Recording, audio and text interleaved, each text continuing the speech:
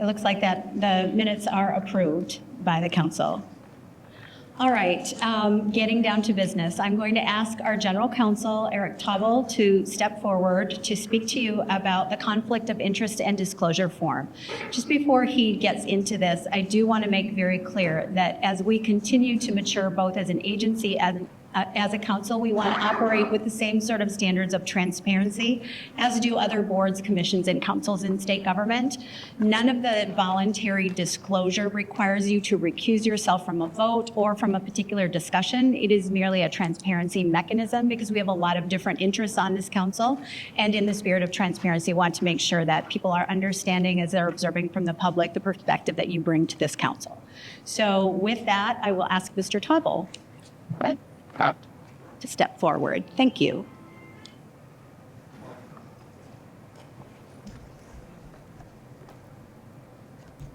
There we go. I did this. All right, so I'm just going to walk through a proposed conflict of interest sort of policy as well as sort of a disclosure form, and then talk through just a little bit about the mechanics of what it is. For those of you that come from state service, you'll see some similarities with the existing MMB conflict of interest policies that all state employees are required to abide by. As Interim Director Briner noted, the goal here is really about sort of transparency. As you all know, the board is made up of 53 plus members coming from various parts of government, tribal nations, industry, the medical professions, all of whom have an interest in making sure we have a safe and robust cannabis market. As we start to get to the place where we have a full market of licensees selling both cannabis and lower potency hemp edibles, many of the members of this council will have some sort of business interest, whether that's as an advisor, counselor, those sort of things, or themselves licensed by the office. And just to make sure that the public can sort of trust and rely on the guidance coming from the council to the office, we think it's helpful to have some measure of transparency. It's really about safeguarding the council's integrity and reputation. And I will say, as Interim Director Briner noted, the idea is that the disclosures shouldn't prevent you from participation, but what they should do is help inform the other members of the council and the public's knowledge of sort of, how your advocacy is formed and brought into this room. So there'll be no sort of required disclosures, required recusals, those sort of things. What we're really looking for is just a sense of what people come to this meeting representing. Again, this is sort of your own assessment.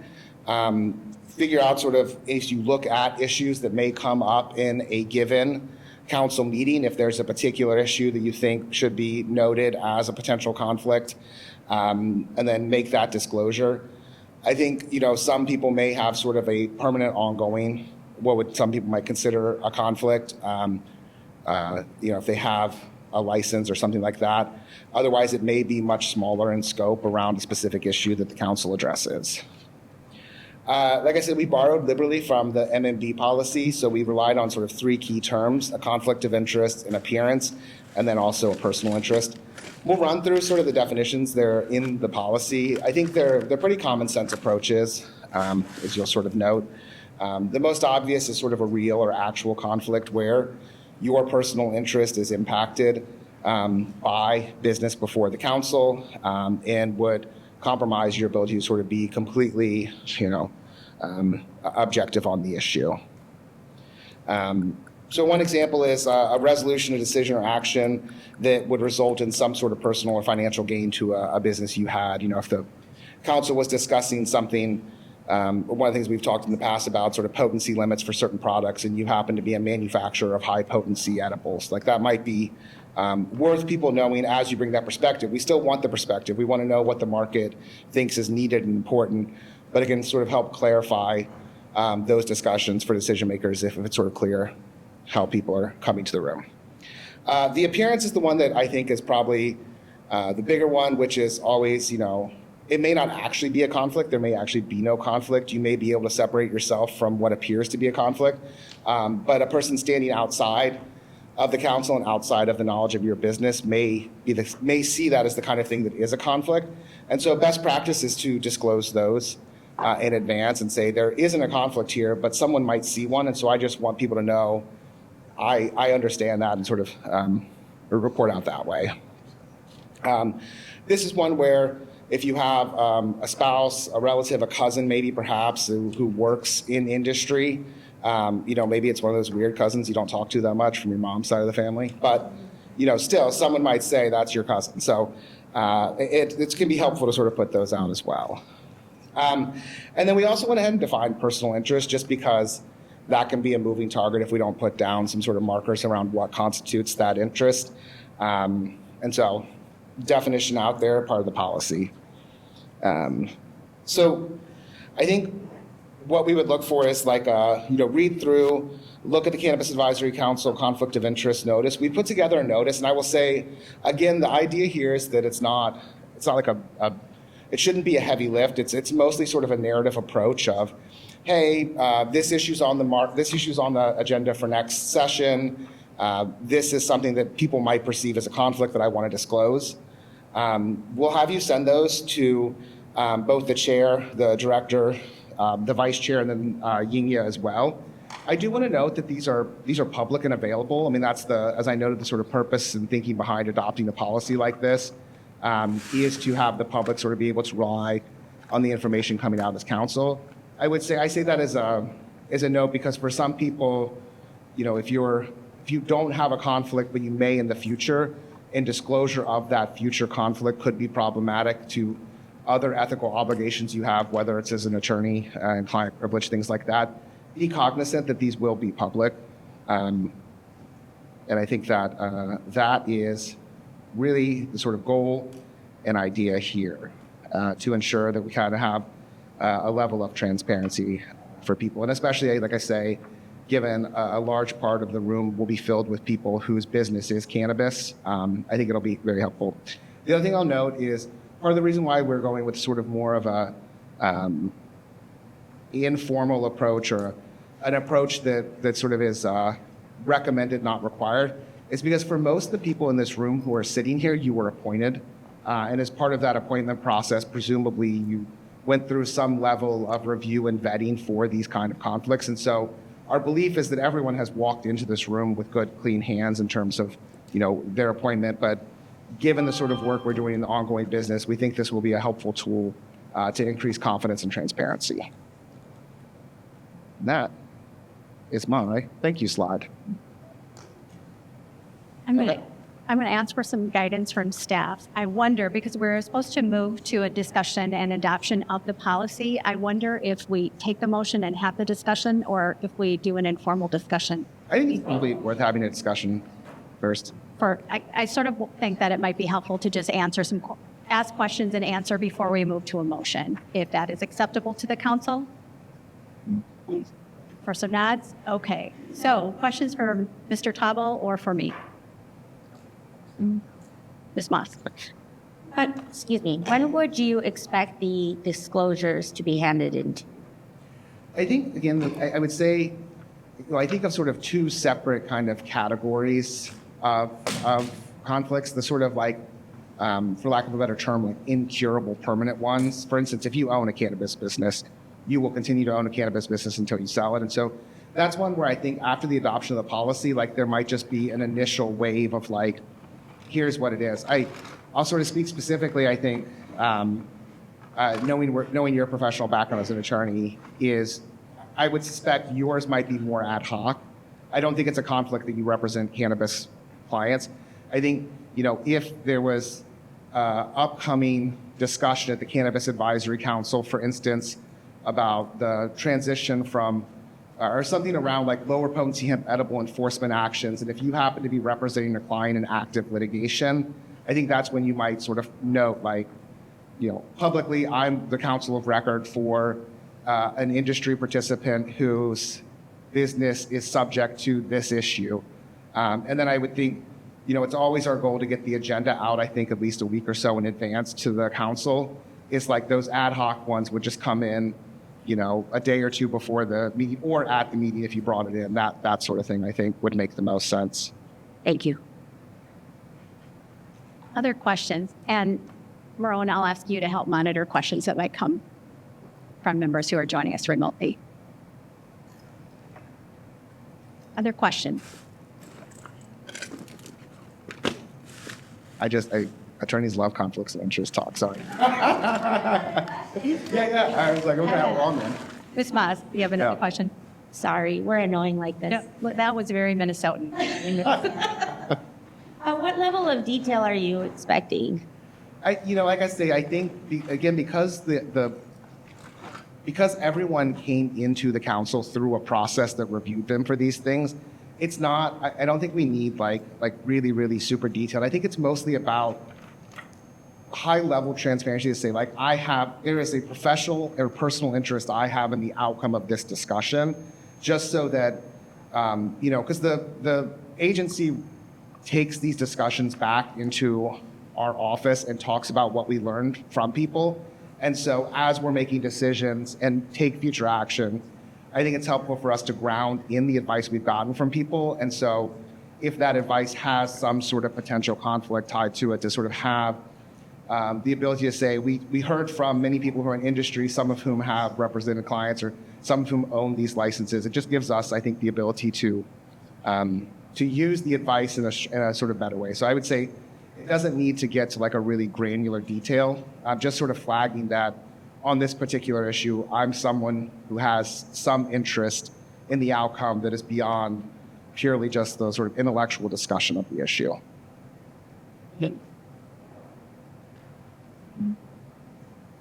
Other questions?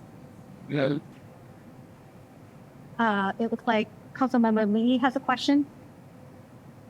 Hi, thank you. I'm just wondering if this is something we would reattest each year or just submit as conflicts come up?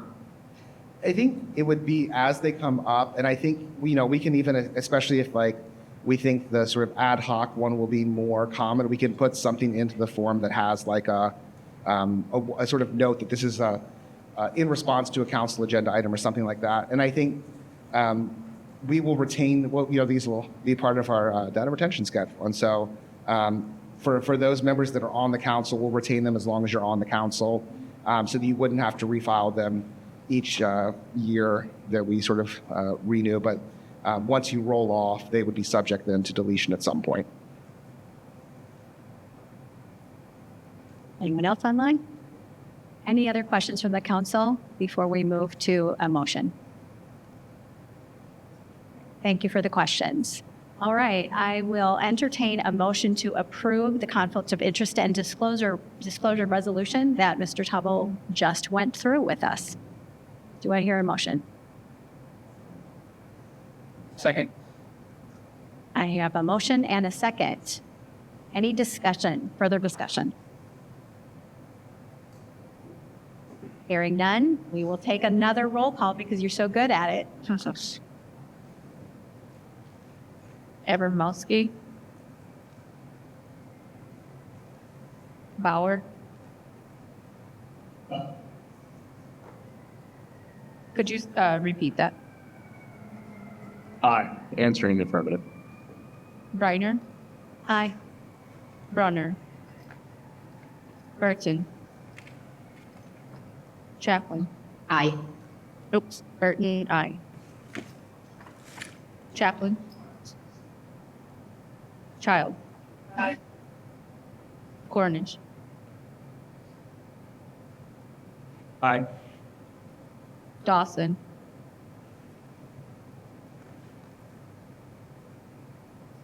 Drucker.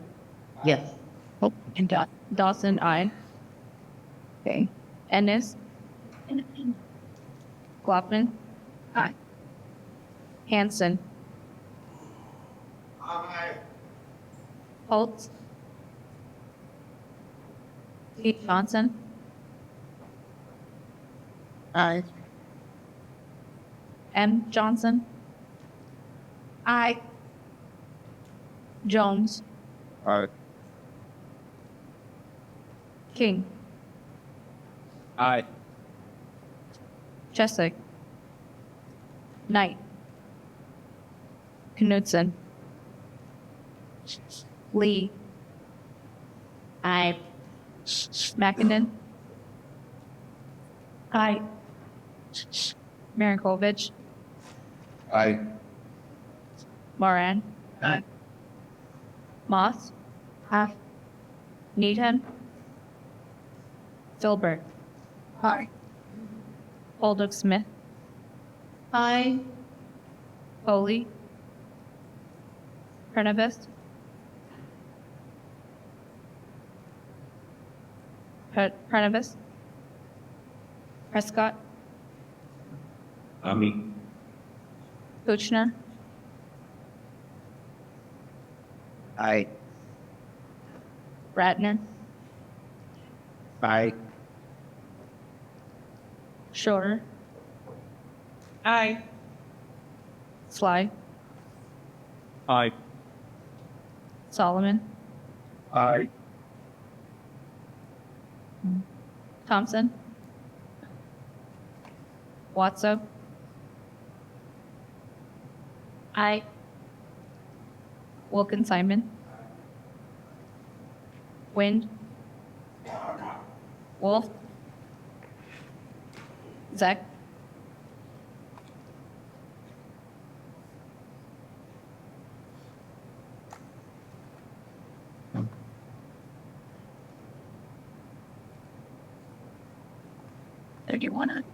We have 31 ayes, no nays, and no abstentions, and so the conflict of interest and disclosure policy is adopted. Thank you, council members, for the questions and the discussion. Okay, time for me to give a little bit of an update, and as you can imagine, it'll be maybe a little lengthier than a little bit of an update. There's a lot that's happened since our last council meeting, so we're going to get right to it. First of all, rulemaking, which is a substantial body of our work. As you will recall, the office shared its first draft of the proposed rules and had feedback on that first, what we were sort of calling a director's cut of the rules. We opened that for comment on July 31st through August 30th of this summer, so at the very end of the summer. As you will recall, it was not an official rules package, but rather sort of a first draft based on all of the extensive comment and feedback we got through survey. We incorporated much of that comment into that first draft, and then we wanted to get some feedback to see how we were doing and how that lined up with what we put together in the rules. While the draft has been informative for people, and including for operators and for consumers, they may change slightly as we have now synthesized all of that feedback and continued to refine that draft.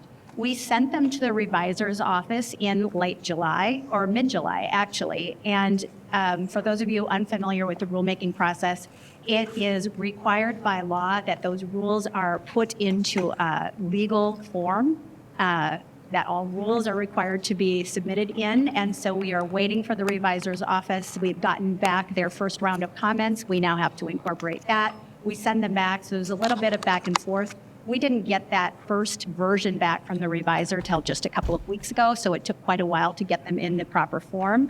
We are on track. We've always stated that we want these rules to be in place by the end of the first quarter of 2025. And as of today, I feel fairly confident that that's where we are. So we look to post those shortly after the first of the year, once they are in the required format, and then there will be an official 30-day comment period. So there will be another opportunity once we make revisions based on that first round of comment for you to continue to provide feedback and input. My hope is that we've done a lot of work on the front end, and so the comments and even the modifications that you see in that final version will be reflected in that, and that we will be on track to continue to move forward with the adoption of the rules. Once those are posted, and as I said, in the state register, there's a notice of intent to adopt, and that prompts the 30-day period, at which time we would then move forward with formalized set of rules, which to make sure that the industry is upholding the standards of safety and integrity that we all agree is important. I do want to talk to you next about legislative and local government guidance. So our government relations team, first of all, good news, we've added a new member. In addition to our fearless government relations director, Sophie, Ryan Russell is our new legislative coordinator. He is here today, sitting over with our staff, and so it's great to join have him join Ms. Leidinger in her work and to have another hand on deck as we get closer to the 2025 legislative session. We have also updated our guidance for local government partners. We've been in really close communication with the Association of Metropolitan Counties, with the League of Minnesota Cities, and with the townships to really kind of coordinate and figure out how all of this works together. We have always known that our local governments will be a partner in launching the market, most particularly with the compliance checks they will be doing, and also the zoning and other ordinances that they're putting in place for how cannabis businesses will be operated and what that will look like in local communities. We are all, including the cities, townships, and counties, doing this for the first time, and we're continuing to partner with those organizations. You can find those updates to the guidance on our office's website and including in the local government guide. The version 2.0 of this guide will contain a series of updates with information about the licensing process and the implementation of other provisions in Chapter 342 and how local governments will interact with our office. Version 2.0 of our guidebook also contains new forms and items in the appendices, so please take a look at those links as well, including new guidance related to compliance checks and the current hemp-derived enforcement program. I would ask for those of you who do work directly with local governments to share those resources in your networks as we continue to develop connections with all of our local government partners. And finally, as we shared the last time we met, we are engaged in our office's first official policy and budget process with the state. Last session, it was really quite literally an ad hoc process, as at the start of the legislative session, we had 4 employees at OCM. And so we were outside of the normal budgeting and policy process. This year, we are following the same process that every other state agency follows. We're continuing to refine our budget and policy proposals, and we will be able to share more of those with you at our next council meeting. And clearly, before we meet, getting updates from us once we get from your office, that's what we covered and what our lens continues to be implementation and what we need as an office to operationalize Chapter 342. Really, again, and labor terms, if it were on the page and turning to a really that policy and they're operating for good year. We are also approaching recommendation with a lens for building consistency and clarity. There are still some technical things of work to be done in the law, giving specific references and things like that made it somewhat confusing for us to interpret as we go about our regulatory work. And we some additional clarity for some of the current programs in place, including the medical and drive enforcement and compliance work, just to make sure that we don't add conflicting language in the statute. As always, if you are working through your own ideas, policy recommendations, or proposals, or have questions about what the office will be bringing forward, please feel free to reach out to Sophie or to Ryan. They are your best point of contact for anything related to the upcoming legislative session, and they will always be happy to discuss with you your questions or to think about how your own policy proposals and recommendations may fit into what we're bringing forward. I wanted to give next an update on the medical cannabis program and the medication options. OCM is required by law, and this is not a new process. There is a petitions process that has been longstanding in the Office of Medical Cannabis for the last 10 years since that program's inception. But we are required by law to conduct an annual petition process on delivery methods for the medical cannabis program. Under state law, those petitions are always due by December 1st, and any new delivery methods become available in August of the following year. This year's 3 petitions were considered for the program, including a petition to allow for dry powder inhalation, infused flower, and concentrates. We evaluated our petitions based on a review of both scientific evidence, which is admittedly limited because of the federal status of cannabis that offers limited opportunity for research. However, Minnesota is somewhat of a standard in terms of the data we're able to collect from patients. But we evaluated based on a review of scientific evidence and the potential health and safety impacts and benefits for patients in our program. We decided this year not to add any new delivery methods, the form in which the medication is taken, to the medical cannabis program. For two reasons. Number one, in particular for the dry powder inhalation, there are a lot of states who do not yet make that available to medical patients. While dry powder inhalation has been proven beneficial in other medications for patients, there was some conflicting information that gave us some pause, and also looking at other states that have not yet allowed it. The other two petitions were based, the denial was based on the fact that we are still in the process of developing our own rules, and to set a standard that would be perhaps in conflict with, ahead of, or otherwise inconsistent with our rules prior to adoption made it somewhat premature to consider those.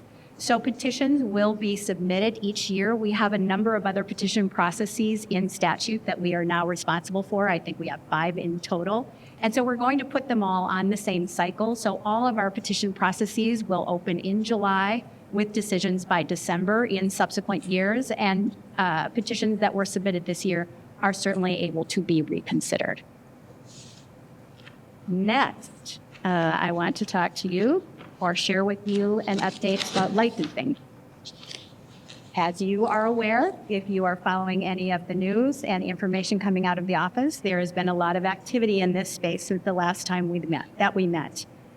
Yesterday, and this was shared with you by email, and I'm sure some of you also watched and were tracking some of the news reports throughout the day, we announced our next steps in the licensing process for Minnesota's adult use cannabis market. So as all of you know, we have been working to implement the license pre-approval process since the legislature passed the final cannabis bill in May of 2024 and set forth launch dates of June and July with the opening of the social equity verification process and then the licensing window in July. The office took a really deliberate approach. I know that a lot of times state government is mysterious to people who are not inside of it. We took a very deliberate approach on the lens that we would take for the pre-approval process. It was really based on what we heard from legislators, what we heard from advocates, including members of this council, based on concerns and priorities for a pre-approval process. It was predicated on a rigorous review that would demonstrate readiness in an early market. And it was also predicated on our commitment to implementing the social equity provisions that are a foundational part of Chapter 342, including trying to root out predatory practices and other tactics that applicants may use to gain unfair advantage. We've seen those sorts of tactics used in other states, and we are very fortunate that the legislature gave us a robust set of tools to do both front-end review and back-end review. I was just at a cannabis regulators conference and talked to many of my counterparts from across the country. And one thing that really does stand out in Minnesota is that we do have a front-end review process. What happens in other states is that sometimes applicants who are perhaps using unfair tactics or other opportunities to gain advantage, take lottery spots or licenses from qualified applicants who are operating in good faith, and then they spend the next couple of years trying to either revoke or otherwise address those issues from applicants. And so the fact that Minnesota has both backstops on the front end and the back end is something that is unique, and really appreciate the particular members of this council who advocated for that set of tools. As we discussed when we spoke prior to denial, actually this is from another update that I gave. So I don't think that we had conversation about denial notices with the council, but a lot of applicants thought that they were caught in denials due to minor mistakes or technical errors. Prior to the application window, because we knew that as swift as possible review of thousands of applications, or 1,800 in this case, was part of getting to market quickly for pre-approval, we knew that technical denials would likely be a part of this, which is why we provided an application matrix prior to the opening of the licensing window. We wanted to make sure that this answer key actually was available to applicants so that they had a step-by-step guide, not only of what OCM was looking for, but also how the applications would be reviewed for what we were asking to be submitted. I think it's really important to note that more than a third, or 648 applicants, successfully completed an application. If an application successful submission is a proxy for readiness, that's a really encouraging sign that 648 people were able to successfully complete an application and move forward to the next steps, which would have been a lottery. Of the applicants who were denied, there were failures of folks who failed to meet qualified standards on technical or material failures. And so while it may have felt like small mistakes or errors, there were failures of that nature. I want to make clear that while we did also find unsavory or unlawful applications, that is not the entire universe of denials. There were both technical failures, and then there were some applicants who attempted to flood the zone or use other tech. We saw inconsistencies in the capitalization tables, and we saw people who were in violation of some of the true party of interest provisions in the law. Based on what we learned from other states, the predatory and gaming practices of trying to gain unfair advantage are present, as I mentioned, in nearly every other state's programs. And again, that's why we're very grateful to the legislature for giving us the tools, the review tools that we have on both the front and back end to review and identify those who are committed to operating with integrity and fairness. And I want to say that those tools worked. We were able to identify, as I said, cases of fraudulent activity. And in fact, there are details about that had been filed as a result of some of the lawsuits that the office has been subject to. Additionally, and I think this is really important, because this was a licensing pre-approval process, it is distinctly different from what we will see in standard licensing. There was no mechanism in state law for applicants to request a reconsideration or appeal the office's decision. It was very explicit and only unique to the pre-approval process. There, it is very clear in state statute that does not exist. That will be very different in the standard licensing process. There will be an opportunity for applicants to cure those sorts of technical errors or issues that we saw in the applications in pre-approval. So that is a distinct difference between what we'll see in standard licensing.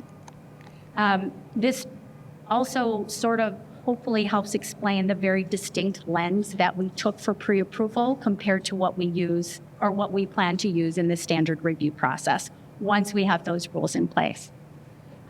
We were prepared to conduct a lottery on November 26th. However, on the day before, a Ramsey County judge issued a stay which prevented us from conducting the lottery on the 26th. It is not an overstatement to say that we were really disappointed in that decision. Most of all for the 648 people who were poised to enter a lottery and to move forward in their next steps of obtaining a license. Allowing them to stay in some sort of undefined limbo while cases move through the courts would have left them with understandable uncertainty and an inability to continue moving forward with their business plans. And that protracted period of uncertainty is really not acceptable, either for those applicants or for our shared goal of launching the market in 2025. So we had to evaluate all of the options that were available to us, given the uncertainty of how fast this might move through the court system. I want to say right here that we remain committed to the social equity provisions that are in the law and to the unique way that Minnesota has decided to approach building a cannabis industry from the ground up, with a craft industry that offers opportunity for small businesses and that also creates space for a wide variety of Minnesota-grown products and operators. So after extensive evaluation of our options, we identified the path forward that would avoid additional delays to the market and would give at least some clarity to applicants about their next steps, and that would at least retain some minimal level of benefits to that pool of applicants. And so we announced that we have ended the pre-approval process. That pre-approval process is discretionary. The law clearly states that we may conduct a pre-approval lottery. It is not a requirement. And given its discretionary status and given the other options that would have meant a protracted period of delay, we decided that we were just going to move forward with ending the pre-approval process. We also announced the timeline for what applicants can expect in terms of next steps. So on January 15th, we're going to open again for the next round of social equity, not licensing, social equity verification.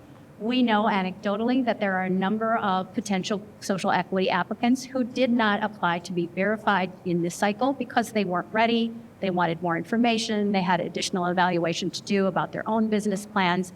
And so we want to make sure that people have the opportunity to once again become verified. That's going to be a 2-week window.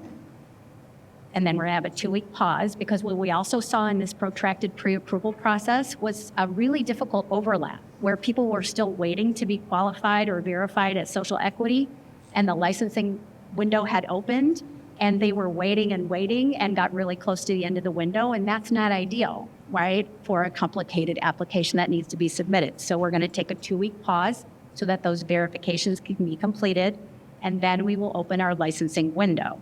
That will happen on February 18th, and it will run through March 14th.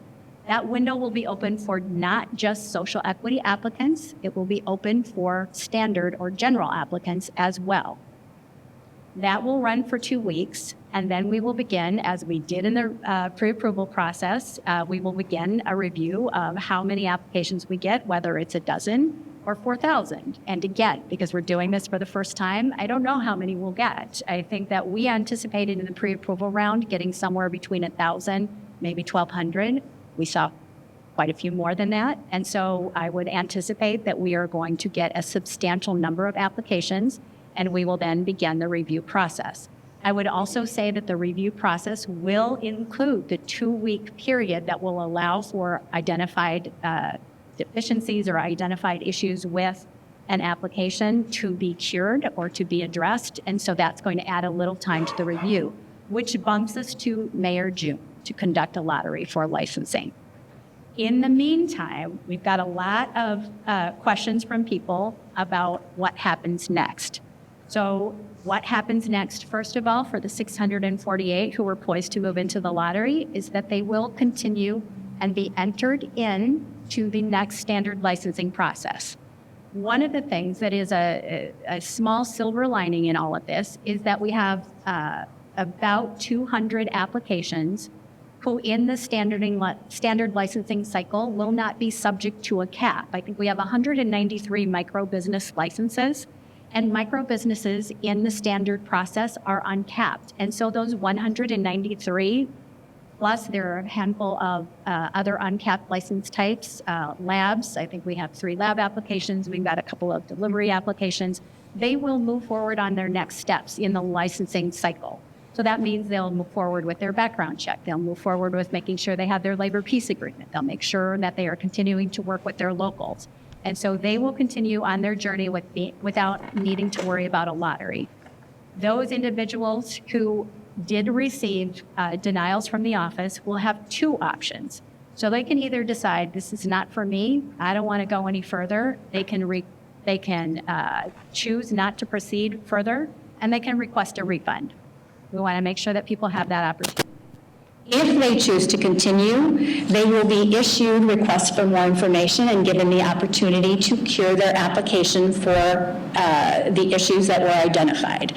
I cannot say what those responses will look like, and I also can't say if they will be sufficiently cured. That's going to be up to the applicant, and that will be part of the review. But we are going to give that opportunity, and we wanted to make sure we gave as many options as possible to people who were not moving forward into the lottery.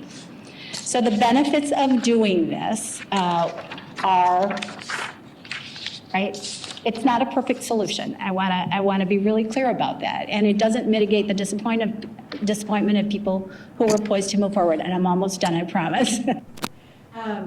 But what it does is it preserves at least some social equity benefit. And what it also does is give clarity on next steps, not only to folks who were in the pre-approval round, but folks who will be planning for the standard licensing cycle. I think that there is a question about what the impact of this decision will have on pending lawsuits, but that is for the courts to decide. At this point, there has not been any sort of expedited request, and so best case scenario, Ms. Moss, I think that you have capable law students or folks in your office who have done some back of the napkin math or more than back of the napkin. I think best case scenario, we would be looking at a lengthy period of time before these issues would be resolved, and that would have been a period of uncertainty for applicants moving forward. So we really are trying our best to find a way to move forward, to launch the market in 2025, and to preserve some social equity benefit. I want to say really clearly that we are committed to continuing to uphold the high standards of review that we applied in the first round, and we stand by the lens that we used and the processes that were in place. We also are steadfastly committed to offering opportunity to small operators and social equity applicants because it is a unique approach that Minnesota has taken, and there is no other state that has been this bold in creating opportunities for these applicants in the beginning of the market launch. And so we're continuing to carry out that mission with the intent of upholding those provisions that coming was. While our announcement did not will address the disappointments, my hope is that clarity about the path forward and the opportunity to work with us in the future will at least get done. But that's it for licensing. I think I think I have anything else. That's what I'm doing, and I'm sure that folks have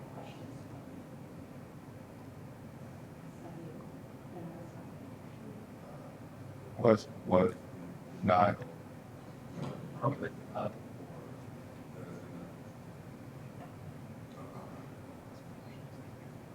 The question is on the denial, the permanent denial. Was the process for reapplying? So as I said, deny, you have the opportunity to move forward and you'll have the opportunity to address what was denied. If your application is denied in the standard licensing cycle, nothing will preclude you unless you are shown to a violated law or some other kind of abortion attack with reason to. But it is not uncommon for people to be denied a license and then to apply again in the next licensing cycle. But Hear us. that's You talked about government that denies of reductions into two markets, one technical, one issue party and interest. Do you foresee giving applicants who are affected for two-party interest also an attempt to cure the defect?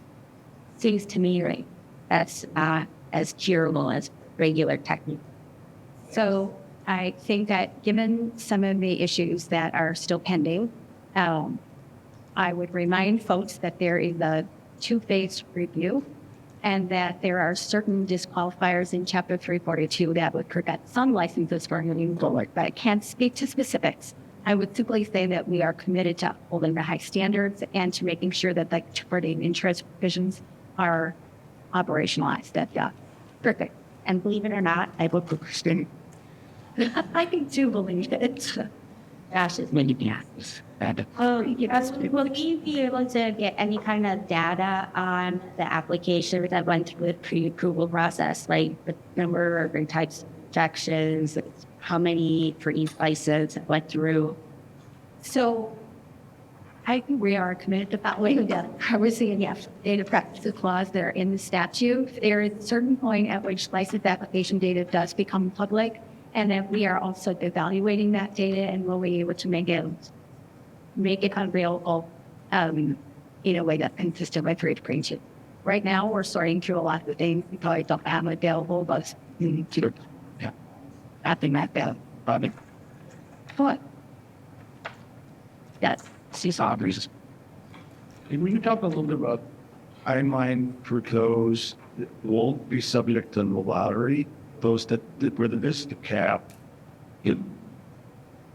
in theory, could they be getting their license before this May, June time, or, okay.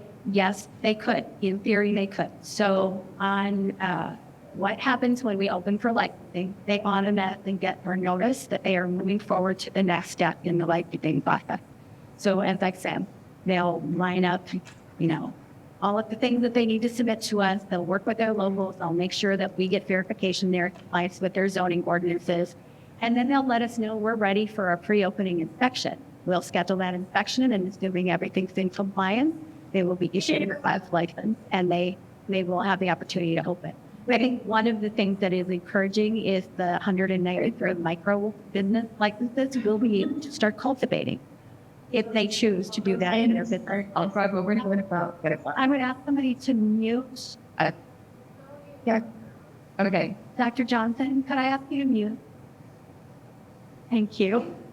And so, yes, in theory, now I want to be very clear, people won't have a fully operational license until rules are in effect. So that happens presumably at the end of the first quarter. All of these other things are taking place. And so it is fully possible that we could see licenses operational shortly after rules are in place. But again, we've also said that when a business opens its doors is not just predicated on when they hold a license. If you will recall, folks have 18 months from the time they get a license from our office to open their doors, right? Just like a restaurant or just like any other business, people get a license at different operational stages of readiness. And even pre-approval was not originally conceived to be an early mover advantage for actual business operations, but rather to allow some certainty for applicants to access capital, to secure a lease, to get all of their other plans in order. But yes, that was a long answer. I think that it is conceivable we could see some businesses operating before May or June. But I can't speak to when folks are actually ready. Other questions? Were there questions from members joining us remotely? Oh, yes. Hello. With the discussion earlier today, I'm going to start with saying that I currently own multiple retail stores in the low potency cannabis space, but on a large scale cannabis event. And I was one of the 648 successful applicants to the Mezzo business license to the lottery that is unfortunately no longer taking place. My question, I guess, to start would be, can you speak to the process, after March 14th? Because based on how long it took to review the FDA applicants and the thought that the commercial will probably be potentially much, much, much larger, I think that May of June is a very optimistic timeline for the lottery. Is there going to be a significant staff increase at OCM to be able to review these applications? Is there a discussion of having a third-party vendor like they were doing with SEA verification, be able to handle this workload? So just if you can speak to that, would be amazing. Well, as you can imagine, I think about a lot of things all the time and what it takes to pull this work off and to, as I've said many times, build the plane while we're flying it. And so resources and capacity is always a challenge for us. I think that I'm really proud of the team because, quite frankly, I think we completed the review probably sooner than we anticipated. Again, thank you, Smoth, for your backs and napkin law. Yeah. About the time it takes to review. I think that we're evaluating all of our options. In this cycle, what we did was boost our capacity by bringing in other staff from other agencies on what we call interagency agreements. We looked to contract staff. What we also want to do is make sure that we have a level of competence who can actually conduct the review. So it's not like we can just we want to be thoughtful and make sure that people actually have the ability and the capacity to conduct a thorough review. We also know that no single denial happened as a result of one review. If an application was reviewed and denied, it automatically went to a second reviewer. If the second reviewer disagreed, it then went to a third reviewer. So no application was denied based on one single review. So given that and then in addition to that, we had true party of interest review. There are multiple stages to this. And so the short answer, which I made a lot longer and I tend to do, is that yes, we're thinking about what we need to do to actually pull them up.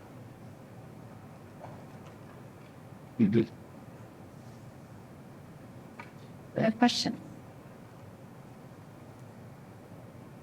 We've got a lot to pack in for the rest of the meeting, so unless you have additional questions for me, we are going to move to Hannah Timms, who is our lab standards coordinator. I don't even know what Hannah's actual title is, but she is the person who has the expertise around lab standards, making sure that the products on the shelf are safe, and that actually we are making sure that we are following the right protocols as we continue to stand up the market. I would note that this council has been extremely helpful in providing feedback on the technical assistance document. And I think that it's, again, a demonstration of the expertise and the lens that many of you bring. And so thank you to those of you who did participate in the discussions around this. And I am going to turn it over to Hannah to give us an overview. Thank you. Can you all hear me? We can. Good. I'm sorry that I can't be with you in person today. I'm feeling a little under the weather and wanted to stay well for me. I am the regulatory services coordinator, which I am still figuring out exactly what that means for the office. Tonight, I'm here to talk to you about our handling and testing technical standard that I've been working on since I started to the office. Next slide, please. Briefly, I will talk about the Oakland lab testing strategy for the regulated industry in Minnesota. The statute references to required lab testing, our risk-based testing plan, and then the discussion of how we came up with the technical standard and the review that was done with the advisory council. Next slide, please.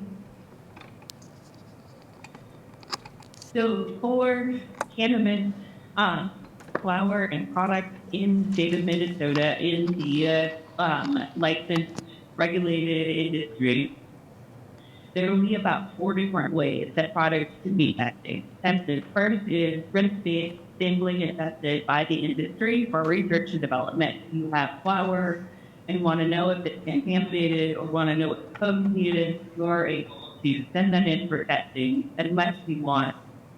And that's one way that things can be tested. The second way is that every batch of product that either a cultivator brings in and wants to send to the market or a manufacturer is going to assemble and send out needs to be tested, and that is all required by statute. And that's what the technical standard is going to define what batch analysis is, and that every single product has to be sampled and tested before it reaches market.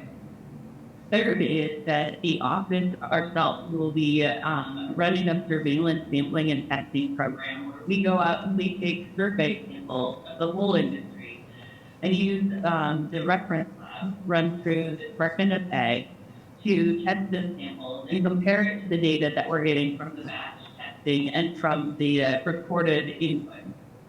So this will give us an idea if the industry is compliant with what has been required, and if we're missing anything, any significant health concerns that are out there that we weren't recognizing, we should be able to catch some of those issues.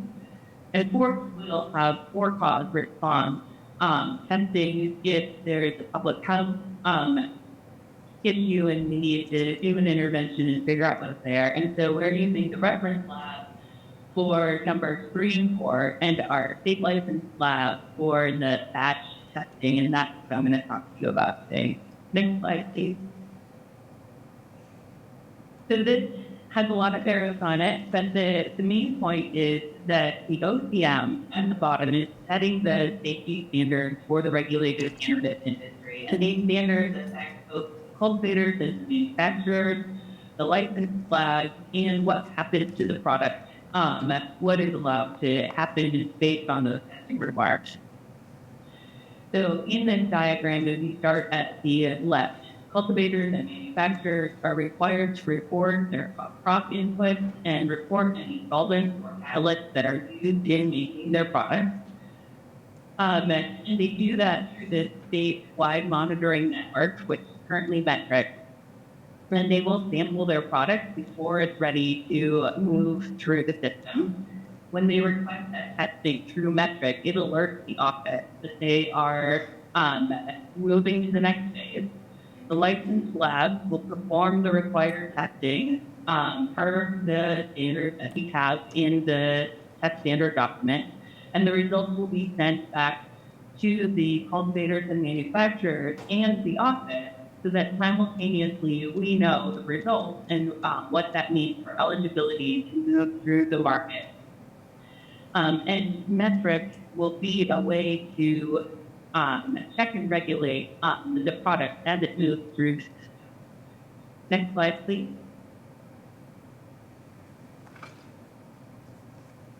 So in the statute, the office was given directive to establish procedures for sampling and testing, the contaminants that must be tested, the standards for potency and homogeneity, and what happens to products that fail to meet those standards. So specifically, the contaminants that were called out are listed in subdivision 3. And the statute also has requirements for the cannabis businesses to disclose the information that they have and are putting into the system. And the reason that that is important is we plan a risk-based approach for doing the testing. So next slide, please.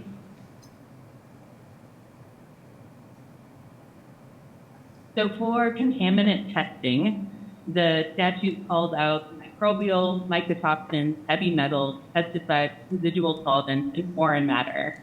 But with the requirement that cultivators and manufacturers are compliant with the regulations to disclose the crop input, we are requiring that if a cultivator applied pesticide X and reported that in the system compliantly, that they would only need to test for that one pesticide in the final flower. So it's risk-based, reduces the overall amount of testing that is required for each batch of product. But with our system, each batch of product will be tested for the relevant contaminants before being released to retail sales. Next slide.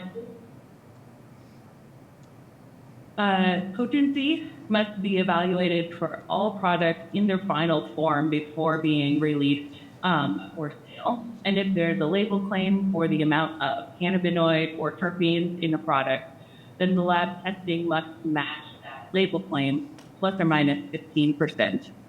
And this applies to the initial potency for labeling, but also stability testing to demonstrate that your product is what it is supposed to be or claims to be over time. And homogeneity if there are multiple different units in a package. Next slide, please.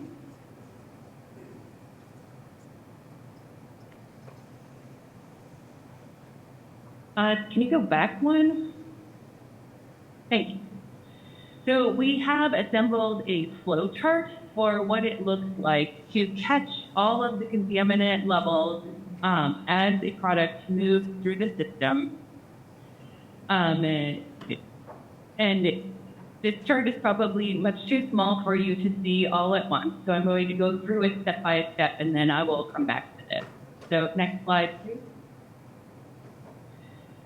So if we start at the top of the chart where cannabis products start is with plants and cannabis or hemp flower.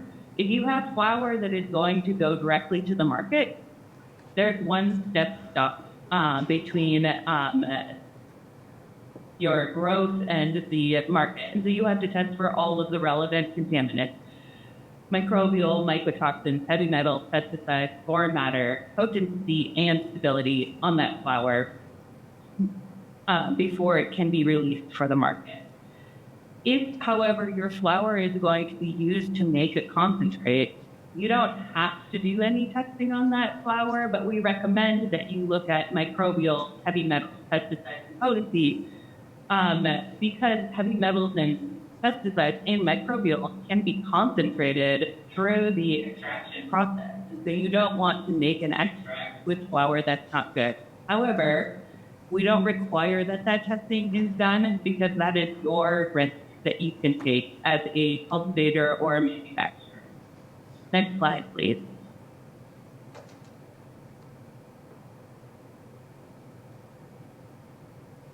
Back one, please.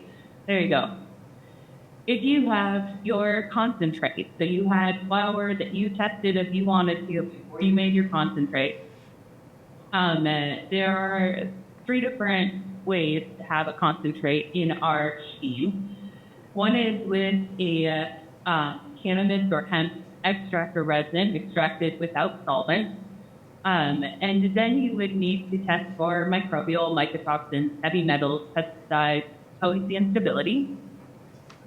But if you extract your cannabinoids with a solvent, then you also need to test for that residual solvent. But again, in our risk-based testing, you would only need to test for the solvent that you use for that extraction.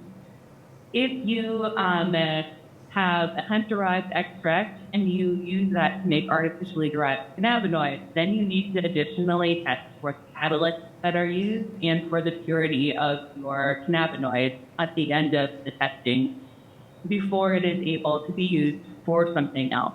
So next slide. So here, if we are at the level of final manufactured product, if your concentrate has already passed all of the testing for contaminants, and you use it to make a whole bunch of different batches of final products, then those final products only need to be tested for potency, homogeneity, and stability in their final form, and microbial contaminants if your product is something that can grow microbes. And so we think that this overall approach, next slide please, reduces the overall testing by testing for the contaminants at a concentrate phase before it is used to make other products. And by only requiring the potency testing in the final form. Final form testing can be really complicated because you have gummies and beverages and all sorts of different things. So if you are looking for contaminants in a less diverse kind of solution, it should be more straightforward. So next slide. So we came up with the standards that are in this technical document by comparison to many other states and regulations that are out there for the FDA, et cetera. OCM had an internal collaboration and review group, a regulatory lab advisory group that had experts from the Department of Ag and the Department of Health who've been working on both cannabis products and regulated industries, and how do you look for what could be a health impact to help us develop this document. We sent it out for subject matter expert review by the 2 labs that are currently approved by the Department of Health cannabis testing. And then we came to you, the advisory council, to solicit review and feedback. And thank you again to those who participated in that. Thank you. So the questions we had for the advisory council are if any of these requirements seem difficult to achieve, if any of the testing is unclear, what testing is missing, and if any specific health risks might be missed, or if there's any risk that the product wouldn't be sufficiently tested at the relevant stages of processing. We got a good conversation going, and thank you again for that. And I wanted to address a couple of the specific points that we heard from the advisory council. Next slide, please. The first was that testing should include catalysts used for cannabinoid conversion. And this is already required in that any manufacturer who is making artificially derived cannabinoids would need to report what catalysts that they used and that the results are below the toxic levels. But I have also moved to add that to one of the things that we will test eventually under surveillance testing with regulatory labs, so that if there are things that are not being reported, that we should be able to look into whether those are being detected or not. Second was that genetic sampling should be done to ensure that the final flower that goes for sale matches what was taken in the batch sample. And then to the question about fraud, there was a question if a grower was able to have a small, cleaner room where less pesticide is applied, and then have the bigger room in the back where they are applying pesticides and they sample only from the front room so that they can pass, what does that look like? And I will say that we think that we have a way or several ways to address this. Genetic sampling we can consider adding to surveillance testing. But also we are going to have inspectors going into the location to be looking at plant material, at video surveillance. There are also ways to use metrics to say, you said you have X amount of space, what amount of flowers should we be able to generate from that space so that we can have other metrics to look at detecting fraud in the system. Third, we heard that there should be a stated timeline for licensees to get products tested. And this is in partial response to the fact that I have a requirement that labs get the results back to the cultivators and manufacturers within a certain amount of time. And I have clarified the standard to make it clear that products have to pass the batch testing requirements before it is able to be physically moved to a retail space. And so we shouldn't have a case where someone is trying to sell something before it has been tested. It should be tested before it can move to any other location. Next, please. We heard that there should be a 48-hour enrichment for testing the probes, and we've added that to the standard. That is just, sometimes there are low-level pathogens that you can't detect unless you enrich the solution, and those can be listed as optional, but you don't get a good result. And finally, there was a question about a process for retesting if the original result is questioned. And updates to the certificate of analysis are allowed in the current standard as it is, as long as a reason for the update is documented on the CFA and it's very clear that it is a reissue. Well, we are also going to update the statute to require that the licensed labs have a policy for what can trigger a retest. And what would be involved in doing that retest sample.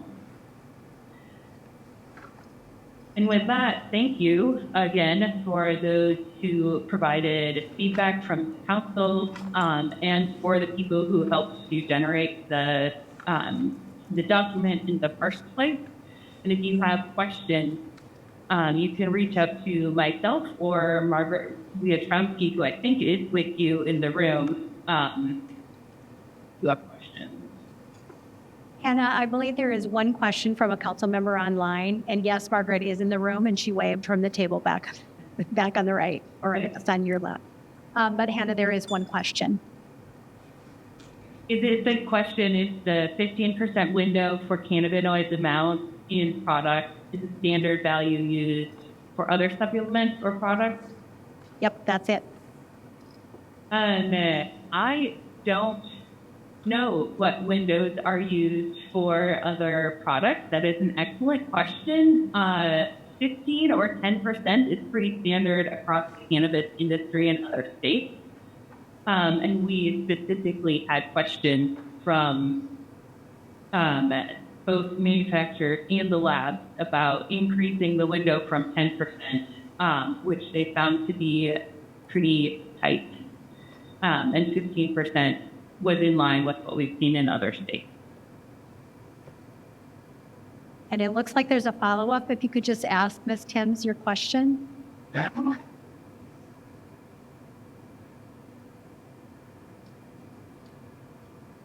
Sarah, are you muted?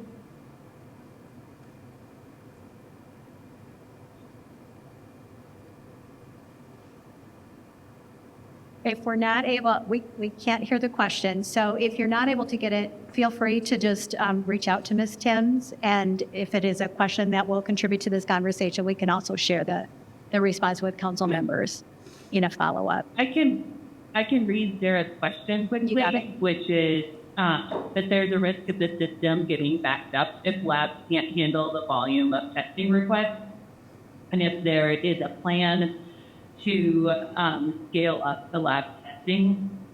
And I think that having enough capacity is something that we are concerned about and aware of the issue. We do have 2 labs that are currently approved for the medical cannabis program, and so we think that they will be able to be online quickly. And we'll work as much as we can to get the applicants that are out there ready to go and in a compliant way so that they are ready to do really good testing. And that's one of those things where that is something we're very aware of and don't have an immediate fix for lab capacity. And I can speak to that just a little bit. And I also want to be cognizant of time because we've got another agenda to go through and public comment. But what I can say is that we are acutely aware that that could be a bottleneck in market launch. So number one, we hope that the timeline yesterday was hopeful for additional labs who are interested in coming to Minnesota to submit an application. One of the provisions that is in the law right now is that any lab operating and testing cannabis products must have what's called an ISO certification. It takes a long time to get that certification. So we do have several labs that will be moving forward from the pre-approval process. I do not know off the top of my head whether they have obtained that certification. And so we're looking at also opportunities to, I don't know yet, but we're looking at opportunities and if we can allow them to operate or help them with expedited attainment of that ISO certification. And so we recognize, and that is one of the things that was not necessarily as explicit in the original law that was passed. And so we spent a lot of time over the last year and a half thinking about what can we do to accelerate additional lab capacity in Minnesota. More to come on that, and we would welcome your ideas as well as your recruitment efforts in enticing labs to come to Minnesota. Any other questions for Hannah? One, Dr. Johnson? So my question is, if there are harmful chemicals found, like heavy metals, what is the requirement and the enforcement for disposing of those rejected products? Yeah, so that is in Margaret's camp under compliance and enforcement. That isn't covered in the technical standard. And so I'm not the expert in that, but Margaret would be the one to talk to. Dr. Johnson, I think that that's perhaps a topic that we could address in a future council meeting. I think that we've learned a lot from other states about opportunities for remediation and when that's not possible. So perhaps that's something that we could come back to the council with, and perhaps we could also avail ourselves of some of the thinking and the expertise on the council as we continue to approach how we're going to operationalize that piece. Okay. I thank you, Hannah, very much. Hopefully that was helpful for all of you. And again, thank you to everybody who contributed to the creation of this and really giving us your thought partnership and feedback on the technical standards document. Next, I am going to ask Jess Jackson to come up and talk about some of the work that we are doing in our Office of Social Equity. She has like all of us, she is not bored with all the work that she is doing to stand up all of the programs under her purview. So I'm going to turn it over to Jeff. Yeah. Okay, I think I got it. I'm also new to government, so I'm a little more fun and uplifting, right? We're talking about social equity in the real heart vein of the work that we're doing, because as we talk about and litigate against licensure, we also have folks sitting in jail around this plant, right? So I believe in the healing and restorative power of cannabis, and my division gets to operationalize that beyond just, if I can teach you anything, if you can remember anything I say, that social equity spans beyond one point on the continuum of licensure. Social equity is about a whole lot more, and that's what I hope we leave with today after this conversation. So again, I'm Jess. I'm the director of the Division of Social Equity, one of the few divisions in our office that is outlined in statute.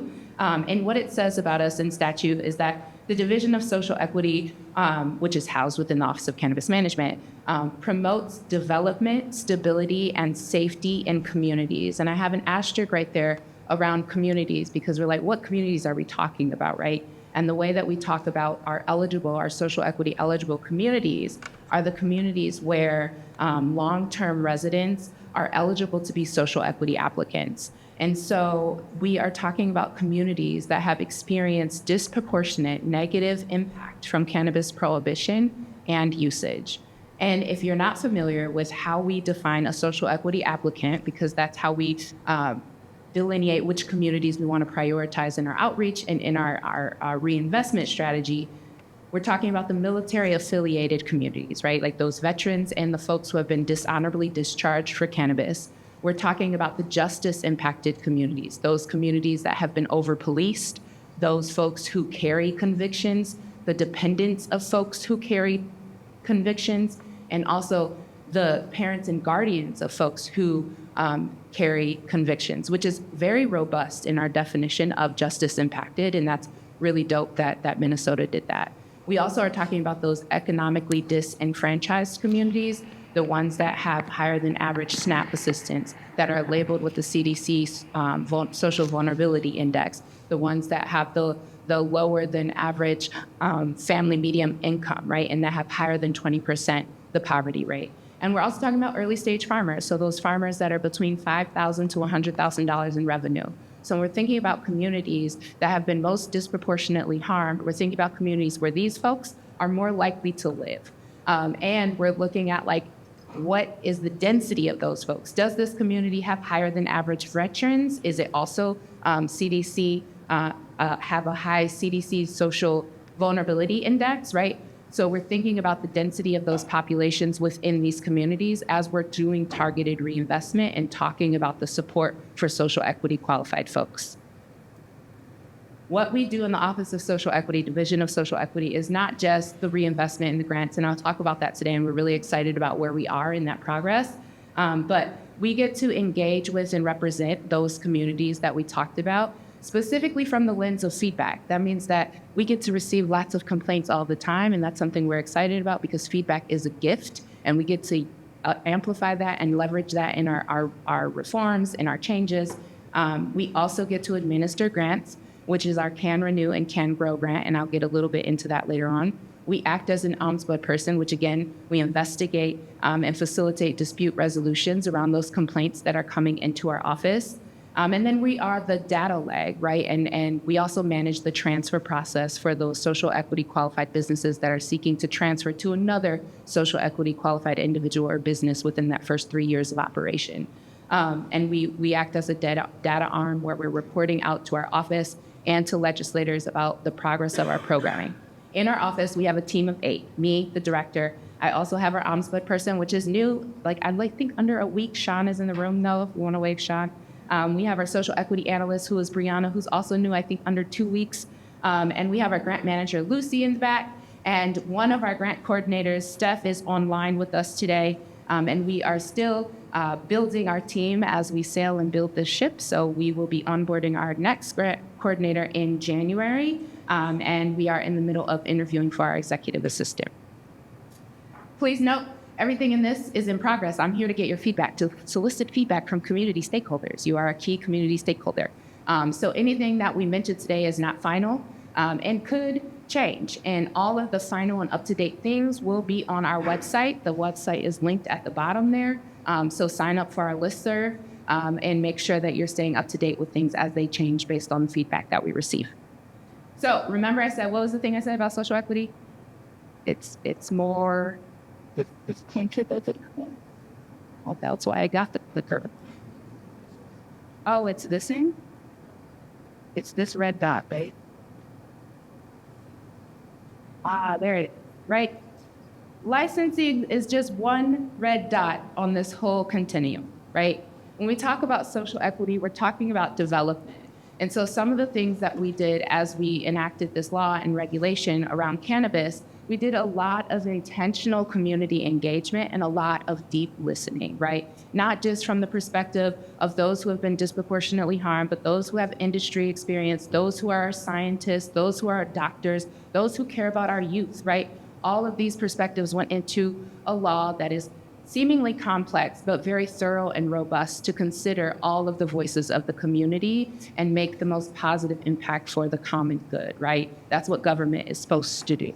And we also had a deep understanding, and if we don't, I have a very brief overview of the war on drugs, right? We know that cannabis is not just something that we can regulate. There is a historical perspective around folks who have been incarcerated and harmed from this plant. There are folks who have been disproportionately targeted and profiled and harmed because of this plant. And there are folks who are just seeking medicine, right? Because they're sick and this helps them. Then we get into stability, where we're really thinking about that resourcing and the licensure. That's the actual business of it. That's the actual packaging and distribution of it all, right? And so in the resourcing, we have opportunities like our grants program, which provides technical assistance to lead and help folks get ready. And get ready for ownership or get ready to even just understand what this industry is and evaluate themselves about whether or not they actually want to engage in it. We also have some justice reform provisions, right? We have automatic expungement in our law to help folks get rid of the 48,000 barriers that someone carries when they have a criminal record. 48,000, I can't chaperone my kids' field trips. I can't get a job. I can't go to school, right? And so there's justice reform in our legislation to ensure that those who have been justice impacted get rid of those barriers. And then the licensing and ownership, and I'll talk a little bit about our model around a continuum of readiness. Understanding that we all might want to cooperate in this industry doesn't mean that we all are ready day one. And we have to be realistic about what it means to be a business owner in a highly regulated, very difficult industry. And then the safety, right? So this is the industry launches, and now we're concerned with public safety and wellness, and which we are. You see these arrows, like my friend Hannah, we got lots of arrows in our models. But we're considering this at every stage. We're always considering all of these elements at every stage. We're always thinking about community and how we're engaging with them, even as we issue licenses. We're always thinking about public safety, even as we develop the legislation, right? And so that's our compliance and enforcement. What up, Margaret? Our evaluation and data, our public health comments, our community development initiatives, and then our industry performance and the incentives around being a good operator in this space. And so the point I want to land on, the only thing I want you to know from me is that social equity spans beyond licensure. We're not going for one-stop shop. It is a continuum. It is not a destination. So I broke this presentation up into those three stages, right? Development. And the first part I wanted to talk about is a brief overview of the war on drugs. And we can talk about early 19th century when we started to regulate drugs, but the one thing I want to call out is in 1937, the Marijuana Tax Act outlawed the possession or selling of marijuana. And do we know who led this charge? Does anyone in the room know who led this charge? His name was Harry Aslinger. You want to know one of his lobbying pitches? Reefer makes darkies think that they're the same as white men. So as we think about the regulation of this plant, there's a deep history of xenophobia rooted in it. This continues on. We go into now we're regulating drugs, right? We're packaging them, we're doing it, or we're outlawing them. So we go into control efforts, right? And that gets into our criminal justice. And the one thing I want to highlight here is our Sentencing Reform Act that introduces mandatory sentences, minimum sentences for drug offenses, which leads to a really huge increase in incarceration rates. And if anything the war on drugs has taught us, it's that folks are getting more and more incarcerated for it. And then we're kind of moving into this century, right? We're a little liberal. We're a little more loosey-goosey with it. We also see the fail of the war on drugs and how much it's actually cost this country. And there's a lot more reform that's happening, and we're doing more research on the plant to inform our decisions. And so there's a statement from President Biden in 2022 about rescheduling, right? So we're moving in a more progressive way around this plant. But what I want to when we think about the war on drugs, we think about it as something that has been used to disempower and disenfranchise communities, not rooted in science, but rooted in xenophobia. And my favorite book, I'm a scholar, my staff just told me, Jess, you act like the academic, and I do, but my favorite book is The New Jim Crow. So if you haven't read this, I really suggest that you do. It's by Michelle Alexander, but there are 3 points that I want to call to as we think about the war on drugs and its impact on our communities. Is that there were disproportionate arrests and convictions in our communities. That means that some communities were profiled more than others. That means when we look at the 74%, the equal amount of use, and the fact that 74% of those who are sitting in jail for weed are Black, that tells us something, right? We look at mandatory sentencing. So I got 3 convictions of carrying an eighth, and now I have a lifeline in jail. And then once I get out, I carry a record, right? And so it created something she called the underclass, which is like, now I haven't been able to do anything because I've been in jail. And once I get out of jail, I have this record, and now I can't vote. I can't get a job. What am I going to do? I'm probably going to do the same things and get back into jail, right? And so I know that that's a somber topic, but that's the root of this industry. That's the root of cannabis prohibition. So when we're talking about development, stability, and safety in communities that have experienced disproportionate harm because of prohibition and usage, we have to consider this, right? That's the first stage. And our advocates and our legislators did, right? And they thought about different provisions in our law to help remedy and repair some of these harms, right? So as we're thinking about here, you sitting in the room and all of the beautiful, diverse perspectives at the table to ensure that we're considering the needs of our communities from different vantage points, that's why you're here, right? That's important. We separated out our supply chains from a medical and an adult use supply chain to ensure that folks had equal or equitable opportunity to have a business in this industry. We have local, and I'm from Michigan, I'm from the Michigan market. We just got a political article saying that our industry is $10 billion, which is awesome, but you know why? Because we're a no-cap state and there's oversaturated market. Look at how much actually businesses are making. We have lots of caps, right? We can't have a lot of vertical integration here. We're really prioritizing the small guys in the industry, which is dope, the craft market. And local jurisdictions can't opt out to create competitive saturation in certain areas, right? We have automatic expungement, and we have grants. Not only grants to support the industry, but the biggest pot of money went to the communities that have been harmed with our Can Renew grant, which is about community renewal and revitalization, not just about developing an industry. And we have low interest loans for folks to get and start in this industry. And in our licensure process, we've addressed some of those predatory practices that in other states have caused people not to be able to play in the market. We have our true party of interest and our 3-year transfer process. There are lots of protections for social equity verified businesses in our law. And even as we're going through litigation and we're going through different timelines that are changing, folks that are going after licenses don't have to have a site in order to apply, meaning they're not sitting paying on a lease for a year before they get into their licensing, right? These are all protections for social equity qualified businesses, and we have required reporting with a lot of data to really continue to improve the industry as we learn and grow. So as we think about development, and remember that phase of the cycle of social equity includes community engagement so that we can launch policies and protocols and procedures that reflect the needs of the community. I want to know from you how we can better promote and advance social equity within the industry and within our community. And what type of engagement strategies do you think are successful in reaching those most eligible, those most disproportionately harmed communities? And I want to give you like 2 minutes because I don't have a lot of time. I want to give you like 2 minutes to think about that. And then if you have a really good point you want to make, share it out. But if not, please write it down. And Brianna will be collecting your responses so that we have this data. So I'll give you like 2 minutes to think. If you have a really good point you want to make publicly, you can make that. And if you have things you want to submit to Brianna, you can also do that.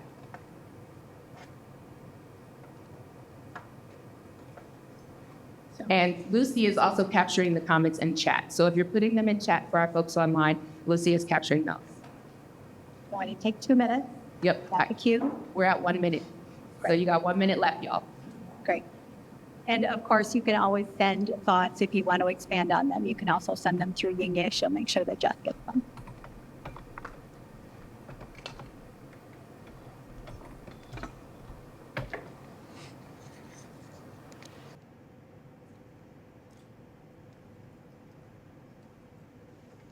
Got about 15 more seconds.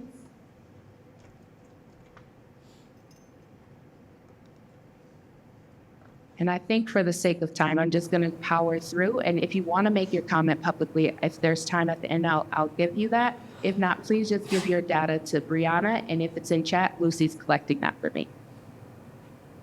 All right, so that second phase around stability is around licensing and support, right? And resourcing to ensure that we have an equitable marketplace. So I want to talk to you about our grant programs that we're working day in and day out to ensure that they're launched in a timeline that matches up with the launch of the industry to ensure that those resources exist. But Can Renew is not designed to support the cannabis industry. It can, but not like explicitly, right? The point of Can Renew is to reinvest in communities that have been disproportionately harmed. We're really looking, they're going to be grants from $50,000 to $200,000. They're a year-long grant program. Priority is given to communities that have community support, that support youth civic engagement, leadership, and or support youth-led health education opportunities, and that have a demonstrated history of successful community investments in those eligible communities.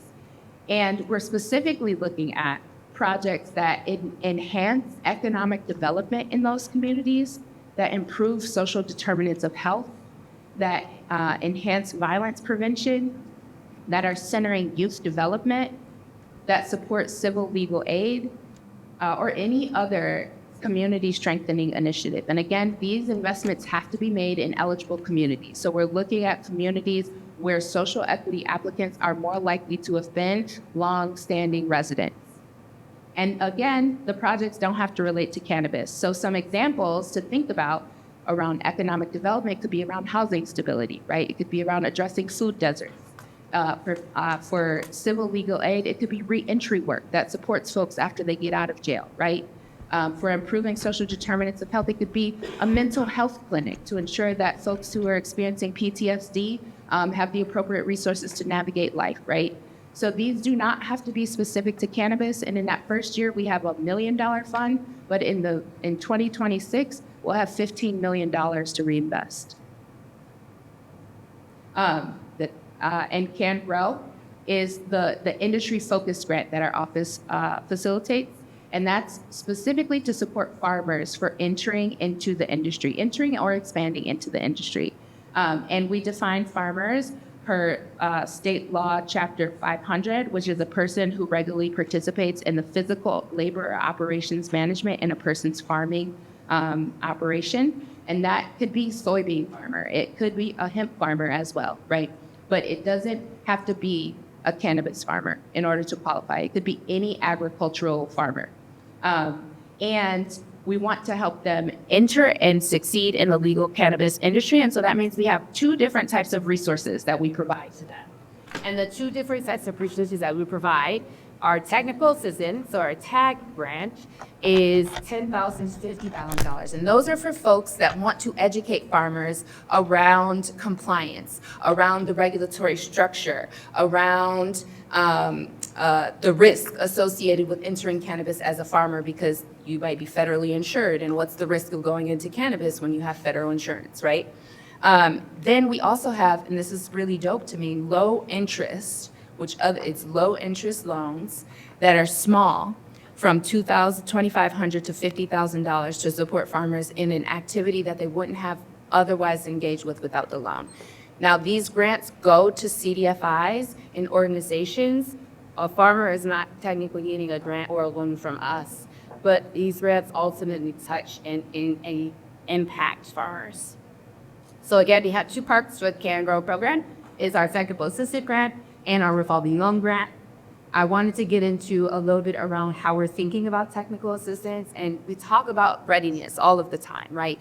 We want to make sure our applicants are ready to be operational in this industry, but what does that mean? And the way that we've kind of defined readiness is regulatory knowledge and operational capacity, right? And so regulatory, if you're low on regulatory knowledge and you don't have the capacity yet, like maybe you're just interested, you're like, oh, I'm interested in cannabis, I like weed, right? I wanna own a business here. This is something that seems cool to me. Perhaps you might not be ready to own a mezzo business and do all of the verticals associated with cannabis yet, but you can move along the continuum to become more ready. And so we want to be realistic with people and help them understand where they're at along this continuum so they can make the right decisions for them. For this question that I want you to reflect on, and again, submit your data to Brianna or put it in the chat for Lucy. I want to know how we can best promote these programs to the right audiences to ensure that the right folks are applying for this funding. And then what type of support do you think organizations will need to help them apply successfully? And then what does success look like to you for these programs, right? In terms of the services that we offer cannabis businesses, the models of delivering, meaning do we do more instruction versus online learning or brochures? And the overall positive impact on cannabis entrepreneurs. And then how might we ensure we're funding the right orgs, both from a competency and capacity standpoint and from an ethical conduct standpoint? I've heard many, I'm listening to stakeholders, I've heard many stories of folks saying, I paid a consultant to do this and I didn't make it through, right? So I don't want to have a technical service provider who is not actually effective in helping my applicants get through the system. So I just want to know your thoughts on some of those things. Feel free to answer them, submit them to Brianna, who is also being my photographer. But I'm going to push because I got 2 minutes. And the last thing I want to talk about is measuring for compliance and growth, right? I am a data nerd. In fact, we met with some data consultants yesterday, and they're like, I feel like we're talking to a graduate student at an elementary level. And so I'm all about how are we storytelling? I think that that's the biggest thing that we're able to do is really share out the impact in stories. And so I want to know your thoughts around what stories do you want to know? What data do you think we should gather to enhance equity and stability in the market? What do you think an equitable rollout / compliance education would look like so that we're both balancing public safety concerns and needs? And then what KPIs or key performance indicators are you interested in as we're thinking about measuring equity in this industry? And so again, feel free to document that and give it over to Brianna or put it in the chat, and Lucy is compiling those for me. And I am that 1 minute if anybody has any questions. Any questions? I would imagine there are a lot. Can I just call? There is for the council. So I'm sorry, we do have public comment, but I'm sorry. You happy to take questions if you want to contact the office or reach out to Jess? We'll be happy to do that. Yeah, if you have questions and you're not on the council, you can email us at Cannabis Equity. Yep. Mr. Drucker. Yeah, thank you for this. Just want to share just a comment. Thinking about the Can Renew grants in particular, I come from the human services space. We use grants a lot, and it can easily be kind of throwing water on pavement. And so I would just encourage thinking about what is a strategy or what are some outcomes that want to be achieved with the grants and using that to help shape how they are deployed.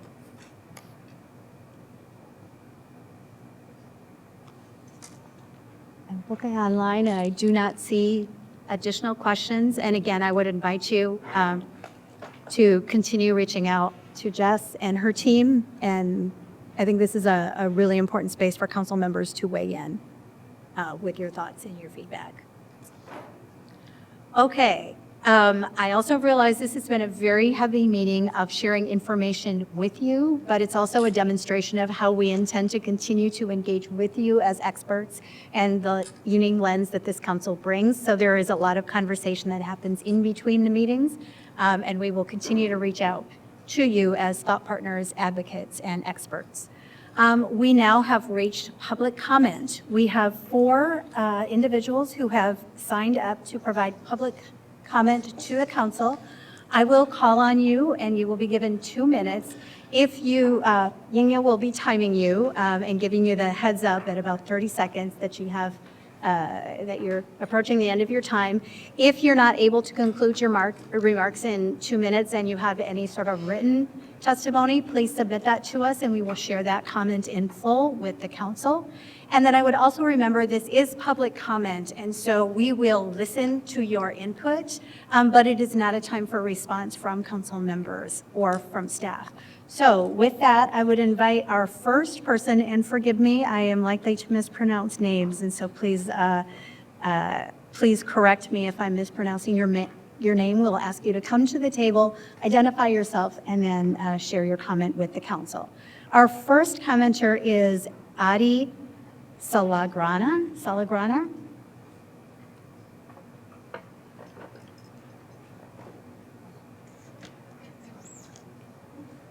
Welcome to the council.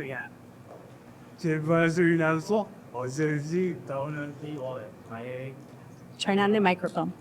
My name is Adi Salagram. Thank you for the opportunity to speak up here today. I am here on behalf of innovation. And why is that important is what I wanted to kind of highlight today. And I'm the founder of a technology marketplace and logistics company that's built specifically for the Minnesota market. And I wanted to just highlight what we've built for the market and also have a tiny little ask at the end.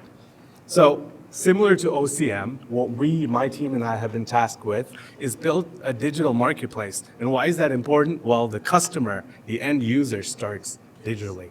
90% of the shopping experience starts online, so translating this industry that you're working really hard for, translating that on the digital realm is equally as important. So for the last 14 months, that's exactly what we've done. We've built a digital version of a marketplace where all of the licensed dispensaries can be housed under.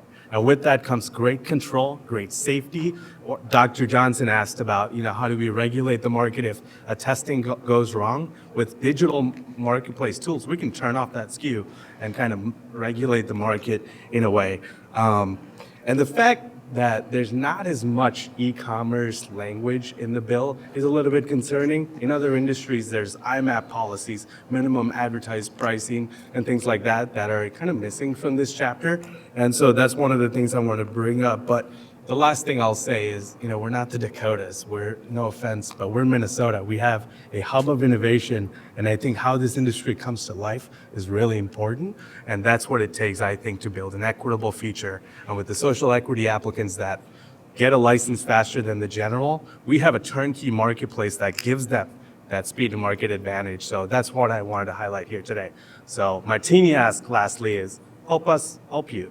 Whether that's advisory council, OCM team, or the fellow members of the public. We want to be helpful. We want to be highlighting our skill sets for the marketplace. So thank you again. I'll get back to the next person.